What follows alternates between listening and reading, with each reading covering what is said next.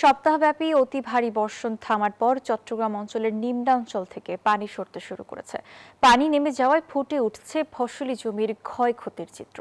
ঘরবাড়ি, ফসলি জমি, মাছ ও গবাদি পশুর খামারে বড় ধরনের ধ্বংসের ছাপ রেখে গেছে বন্যা। নয়ন বড়ুয়া জয়ের তথ্য ছবি নিয়ে ডেস্ক রিপোর্ট। এখানে সব শেষ ভাই, আমরা এখন নিঃস্ব ভাই। এখন কি করবো ভাই? আমাদের যা আছে সা সম্বল এখানে ঢেলে দিছে ভাই, সব চলে গেছে ভাই। এভাবে হাও হুতাশ করছে বাঁশখালীর গুনাগড়ির ফোরখান। হঠাৎ বন্যায় 5টি পুকুরের মাছ চলে গেছে খালে বিলে। চট্টগ্রাম অঞ্চলে বন্যা বিধ্বস্ত ক্ষেত খামার, ক্ষতবিক্ষত মৎস্য ভাণ্ডার। সবচেয়ে বেশি ক্ষতি বাঁশখালী ও সাতকানিয়ায়। পানিতে ভেসে নষ্ট হয়ে গেছে হাজার হাজার হেক্টর জমির কৃষি ফসল। মাছ গেছে কই ফজর থেকে, তারপর কুড়ার ফার্ম একটা আছে 1000 কুড়ে গেছে কই, তারপর জমিনের নষ্ট হয়ে গেছে।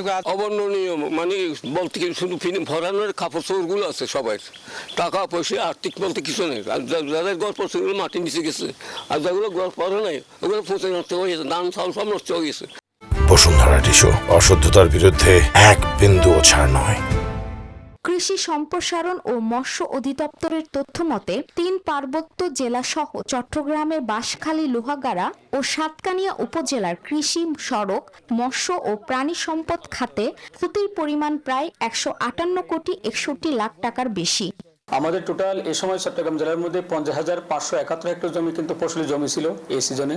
তার মধ্যে 15,930 হেক্টর জমি কিন্তু প্রাথমিকভাবে আক্রান্ত হয়েছে। মাছ চাষের একটা উত্তম সময় বর্ষাকাল, এবং আমাদের প্রায় প্রত্যেক চাষি তাদের পুকুরে মাছ মজুত করেছে, এবং এই বন্যার ফলে প্রায় প্রত্যেকটা পুকুরের মাছ ম্যাক্সিমাম মাছ বের হয়ে গিয়েছে। তারা ভয়াবহ ক্ষতির সম্মুখীন হয়েছে। অনেক এলাকায় এখনো পানি থাকায় মাঠ পর্যায়ের মূল্যায়ন শেষ হয়নি। ফলে চূড়ান্ত হিসাবে ক্ষয়ক্ষতির পরিমাণ আরও বাড়বে বলে জানিয়েছেন সংশ্লিষ্ট কর্মকর্তারা। Desk report, news 24।